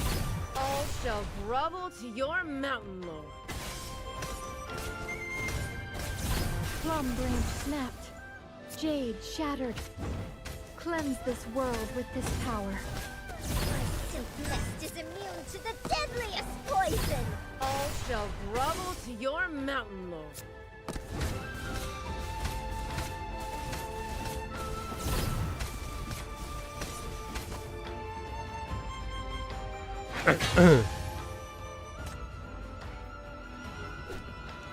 Not marry you. You just marry Chief. The formation barely grants her the upper hand. Shen Wancho spot his weakness first, forcing his internal force through his feather fan to shatter its pattern in an instant. The moment the formation breaks, the other two strike like starving tigers. Poison needles hails down as demonic notes shriek through the air. Attack follow attacks in a seamless fury. No sooner does Jichuan attempt to retreat and reposition herself than Shen Wancho move like a phantom to cut off her escape. Still struggling? Let's see how long you can keep this up! With a light tap of her weapon, Jichuan sends the accumulated snow swirling back like a dragon. She deflects the incoming wind with ease, her staff tip flowing smoothly to Shen Wancho's chest. When you walk the road to the underworld, ask those wronged souls whose mouths you sealed with gold. See how long they'll let you hold on. Shen Wancho reels in shock, but Jichuan's form has already scattered like smoke, coalescing in the next heartbeat before Dr. Yin. Before his poison needles can be loose, Yin Yansheng is suddenly trapped within a web of staff shadows, all seeking his fatal points. A horizontal sweep of the plum branches unleash a stone-splitting gale, forcing Yin Yansheng into a desperate rolling retreat. Dozens of coffins lie beneath your medicine furnace. Did you ever spare even one child?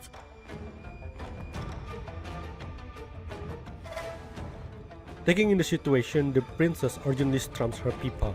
The music suddenly shifts, the melody surging forth and transforming into tangible blade edges that cut through the air toward Jichuan.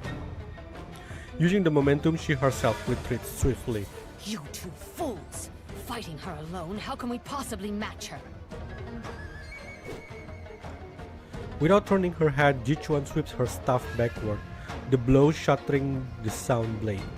In one fluid motion, the staff rides the momentum up the strings, thrusting directly for the pipa center. Do the heroic souls of the Martial World Alliance ever visit you in your midnight dreams? Jichuan fights three opponents alone, her plum branch a blur of deadly precision that forms an impenetrable wall. Her killing intent is a palpable force, keeping the trio at bay beyond 10 feet.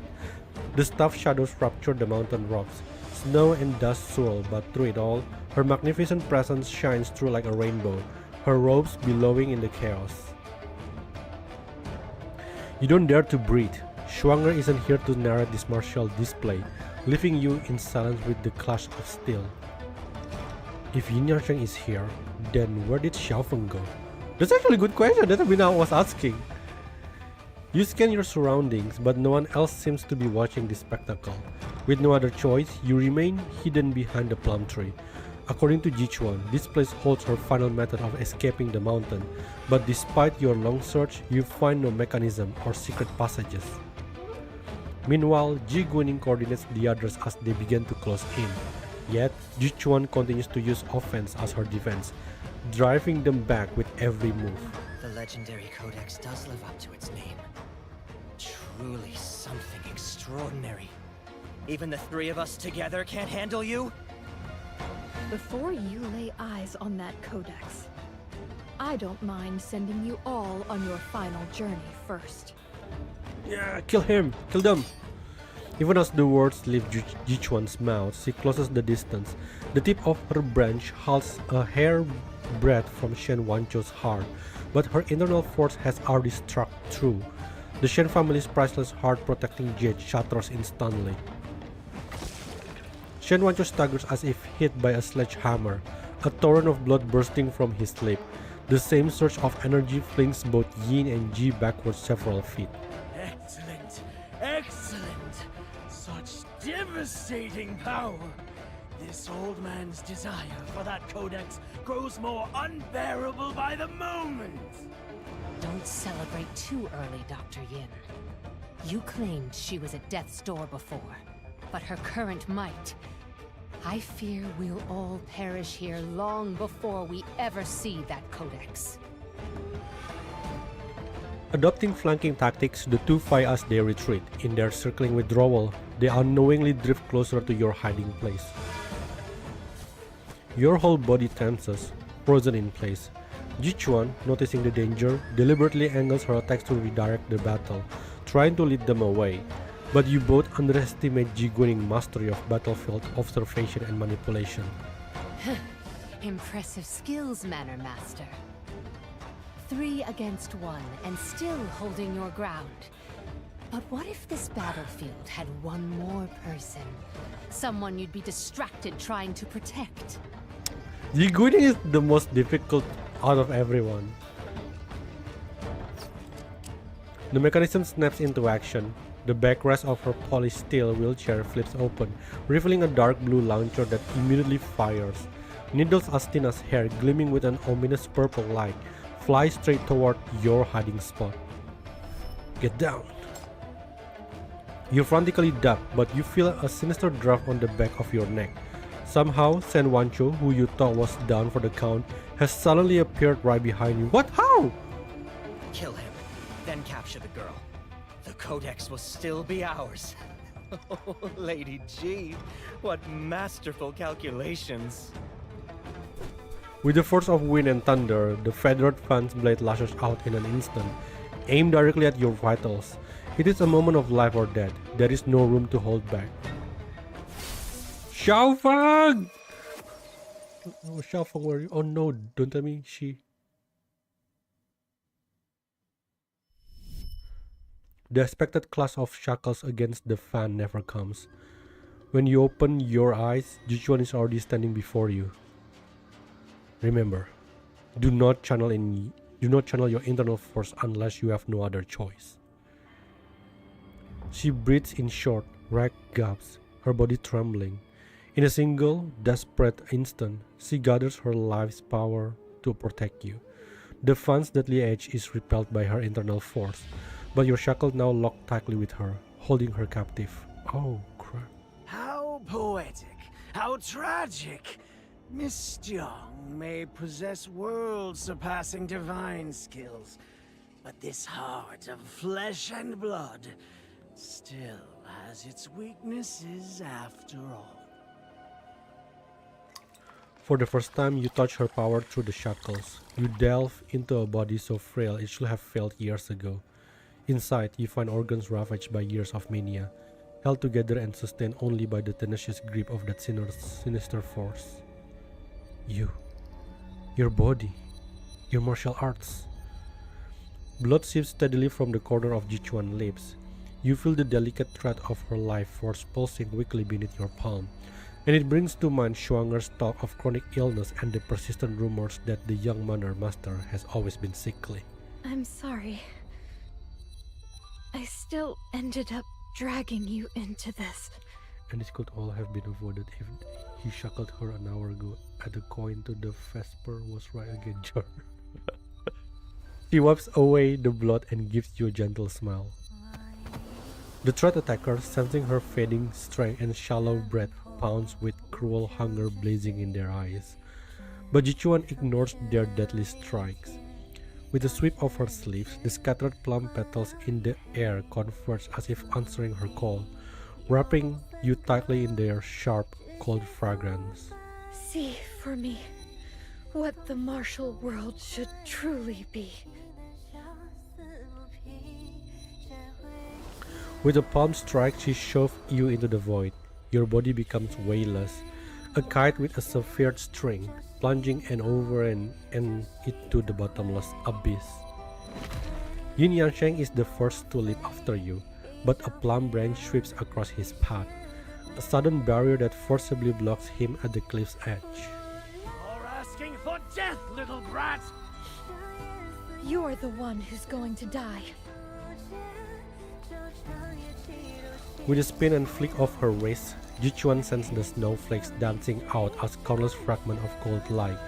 Her technique, Northern Snow, Thousand Mountains, unleashed a force capable of shattering stone and monuments, sweeping the three attackers away in unison. She lets the momentum carry her back, steadying herself with her branch. Your lives are but the first debt settled today. Where my plum branch falls, an old debt remains. And it will be collected to the very last.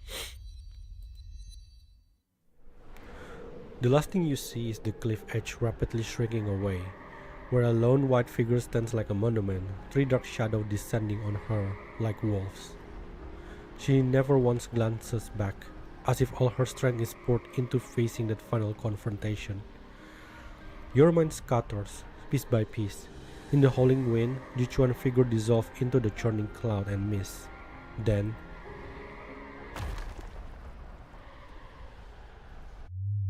agony explodes across your back like splintering rock. Freezing snow chokes your mouth and nose as the impact consumes everything. Sound, light, feeling, in an instant. You slip from consciousness. Wait, what? Who? Was it Xiaofeng?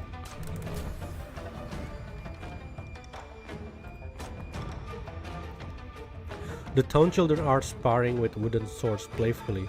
They all want to play their favorite martial heroes. Some vow to rob the rich to aid the poor, or to become the greatest martial artist, and others wish to wander the world with a sword. A little girl watches them in silence, never joining in. She appears frail and sickly. Coughing, she retrieves a small phial from her pocket and takes her medicines. Jichuan, come down here! Come play with us! The children call out. The girl descends from the platform and joins them. Everyone takes turn playing the hero. Finally, it's Jichuan's turn, but she doesn't seem to know how to swing the wooden sword. Jichuan, draw your sword! Hurry, Jichuan! The children shout. I wonder what happened to the modeling. Maybe we will find out in the interrogation. And also Aiguo, what is Aiguo doing? Find the grey robe martial hero who fell off the cliff. Did we fall off the cliff? I thought like Xiaofeng helped us. At the base of the cliff below North Snow Manor, falling snow suddenly buries the evidence of a recent plummet. Xiaofeng, bored with guarding the unconscious person, catches a whiff of liquor and abandons her post for the nearby inn. In that unguarded moment, a girl in deep purple embroidered shoes, adorned with silver bells, picks her way through the snow. She bends to scrutinize the figure lying there. The person's pale lips and tightly shut eyes speak of a body still reeling from the fall.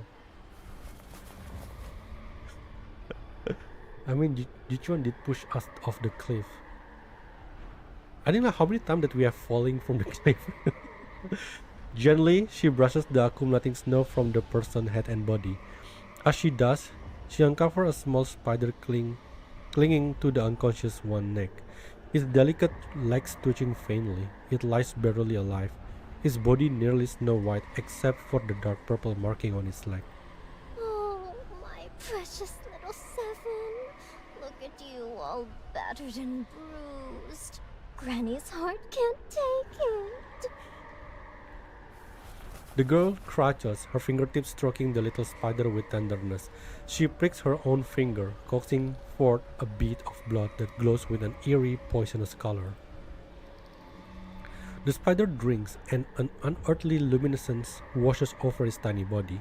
It trembles back to life, nuzzling affectionately against her skin. If it weren't for that funny power this little one's got, would this granny be out here tramping through this frozen wasteland, meddling in other folks' business? Leaving that secret codex just lying around? After feeding the little spider, the girl's gaze drifts to the unconscious person's face. Her fingertips then hover, cautious and hesitant, just above the wrist, never quite making contact. Oh, tough little cookie, aren't you? Still breathing. And this face, even prettier up close. Last night, when those funny spikes from your body gave me such a shock, my own aches and pains settled right down afterward. What sort of power is that? She braces herself for the blow as she speaks. Barely able to contain her excitement and anticipation, she quickly grabs the other's wrist. But nothing happens, just silence. The red light she was waiting for never comes. Well now, that's odd. Not even a flicker. It was so lively last night. What, tired itself out already? Body too weak to wake it up? Or maybe not enough stimulation? Do I need to take a little nibble? Her grip shifts to a pulse point check. The beat is there, but faint. She probes several key points on the body, yet detects no echo of that mysterious energy. In the falling snow, the unconscious person's eyelash tremble, scattering tiny crystalline flakes. His eyes slit open, though consciousness remains out of reach. Through the swirling snow mist, all he perceives is the fake, blurred silhouette of a girl. Who are you? A hoarse voice squeezes from his throat. The girl, seeing he's awake, tries to activate her power again, but the spikes from last night remain stubbornly inert. The effort, however, nearly knocks the barely conscious young man out cold again. Was last night just a fluke? Her probing yields nothing. The girl shakes her head, disappointment evident as impatience creeps into her voice. Just call me Granny. Look at you, head full of cotton, can't remember your own name, probably. What's the point of explaining? He wants to ask more questions, but the dizziness from his fall leaves him too weak to speak. Instead, he can only manage to slowly raise his hand and reach forward. Don't bother with thanks.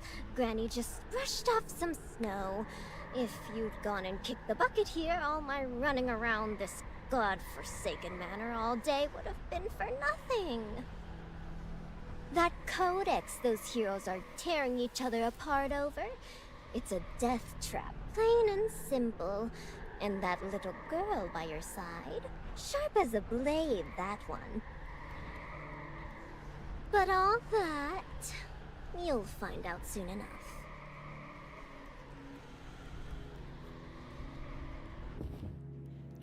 Before the girl can finish her explanation, the poor soul, who had scarcely opened eyes a moment ago, only to endure her test, finally succumbs and lets the eyelid fall shut. Asleep again? Fine, fine. You owe Granny one now. Next time, I'll come find you to collect. I don't know why I really enjoy as Aigu's voice. When that time comes, don't you dare disappoint me.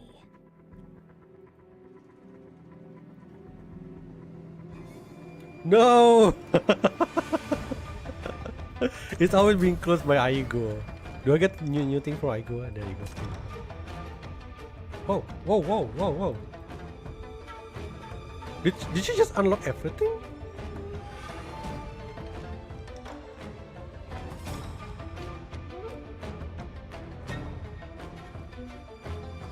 Oh, look what we found here. A pretty young lady.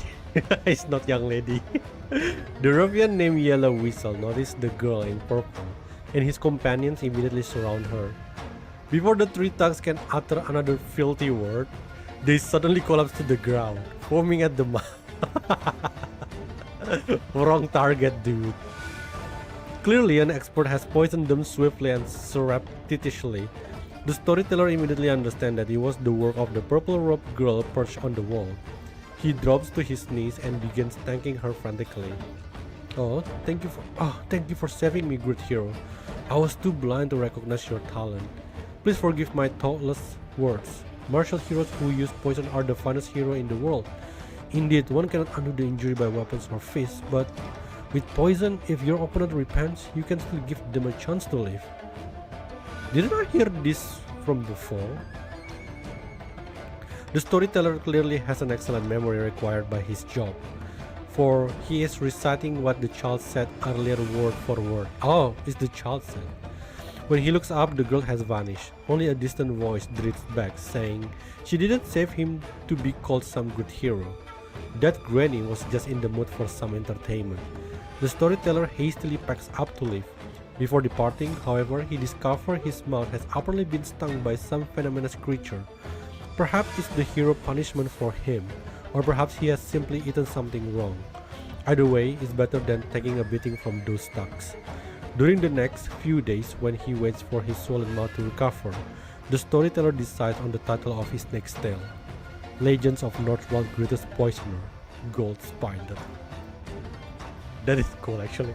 Is it because her hair is gold and then, you know, you can kind of go, he's actually like a brunette, but I can see like the gold, okay. What's this?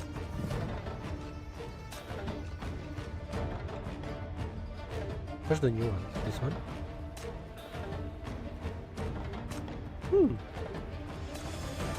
Okay, I still don't know what's the point of that. I think it's just like to open dialogue.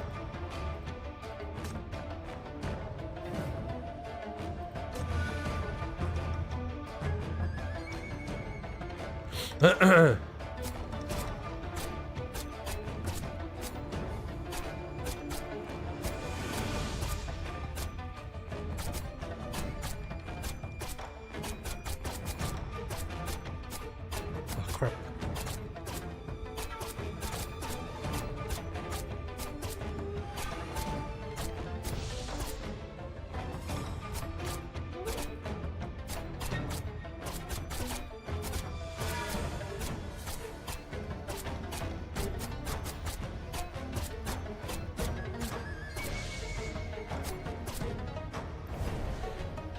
Whoa, that's not much.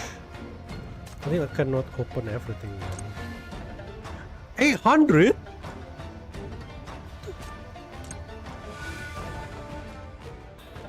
What the fuck? So expensive. Oh, all are so expensive. Is it even possible to like level up all of them? I'm gonna level everything to level 2.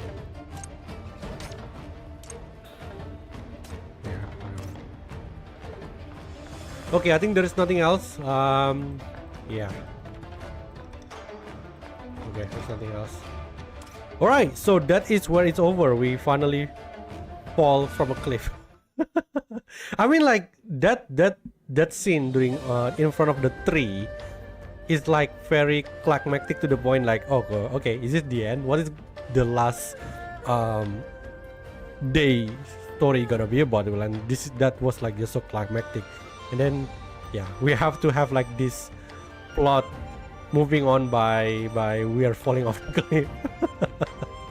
So yeah, I think we are finally going to have the conclusion tomorrow. Either we're going to fight with the three asshole, yeah, or fight some mania entity, who knows. And we just can hope that Jichuan actually fine. Everything is so expensive, even learning new level did for yeah, well, I guess like we can kill Sen Wancho and take his coin and then like buy all the skill, whatever. like I think like most of annoying one is Sen Wancho. Somehow she just he just refused to die. Yeah. So thank you all for coming. I will see you tomorrow with the last part of the event. Okay? Until then, please take care and have a good night. Bye-bye.